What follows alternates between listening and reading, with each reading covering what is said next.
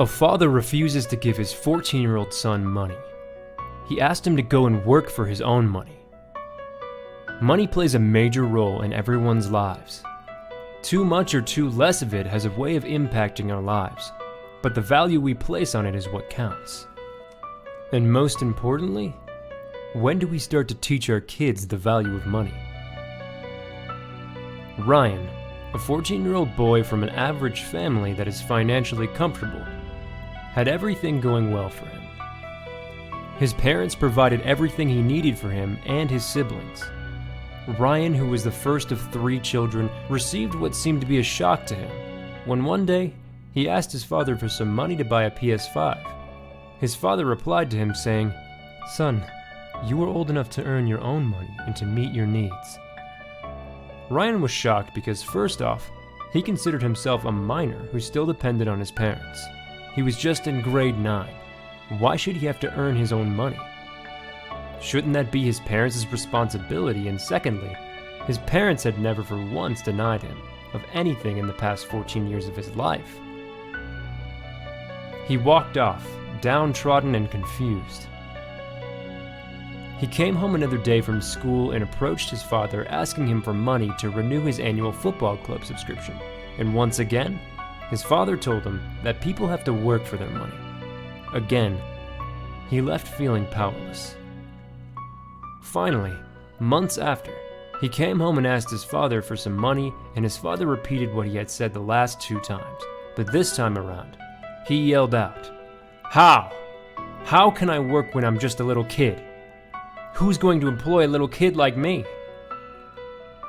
His father looked at him for a while, then knelt down to talk to him. He said, "There are so many people in this neighborhood who may need your help. Why don't you go around knocking on their doors, asking if they have any chores for you to do in exchange for money? If you do this, you will not only be making money for yourself, but you would also be impacting other people's lives. Money earned from impacting others' lives is more worthwhile." Hearing these words, he just looked at his father's feet and said, "I'm too ashamed to go around doing that." Then his father told him to wait for one moment. He came back with a sealed letter in his hand and gave it to him. He told him to give this letter to the neighbors so that he wouldn't need to talk to them or ask them for work, that the letter would do the talking for him. The boy really didn't like the idea, but not wanting to disappoint his father, he took the letter and walked out the door. He waited outside a neighbor's house, contemplating going up and knocking on the door, but eventually decided to throw away the letter. He then went for a long walk and came back a few hours later. When he returned home, his father asked him how it went. The boy lied, telling him that he went around to the houses in the neighborhood, but nobody wanted his help. The father looked a bit surprised, but quickly put on a look of encouragement. He told him to try the next day. The boy wore a look of shame. His father thought it was because he hadn't found any work, while in reality it was because the boy felt disgusted by what his father wanted him to do.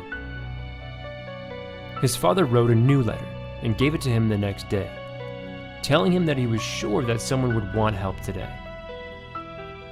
The son left the house and promptly threw the new letter in the bin as well, and after a while came back to report that nobody wanted his help. The father continued to encourage him, sending the boy out day after day looking for chores to earn his money. And the boy continued to throw the letters in the trash.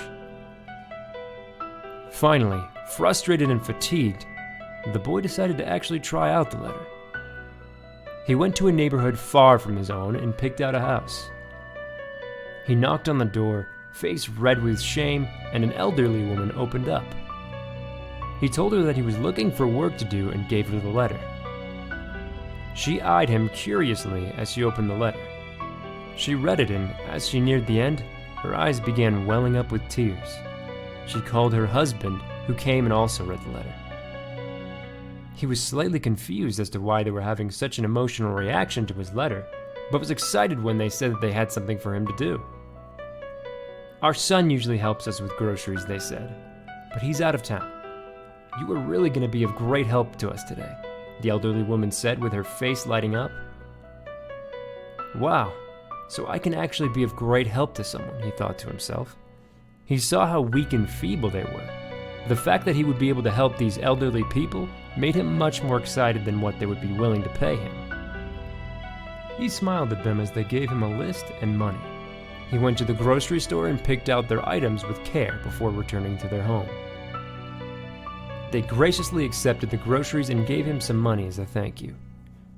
As he turned to leave, the elderly woman called after him and gave him the letter back.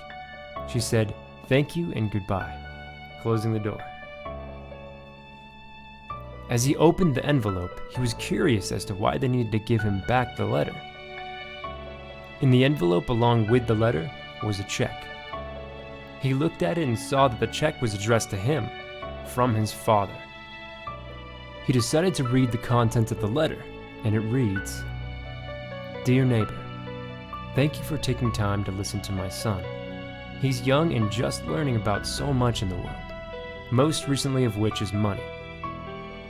I want to instill in him good values, one of which is the value of money. I want him to learn that money is something to be earned, not given to you. He asked me for money, and instead of just giving it to him, I'd like for him to earn it while helping out a neighbor. Please give him a chance to learn these values by giving him some of your chores to do. The check in this envelope is his payment. You do not need to pay him. Thank you." Tears rolled down his cheeks as he read the letter, realizing all that his father had done for him.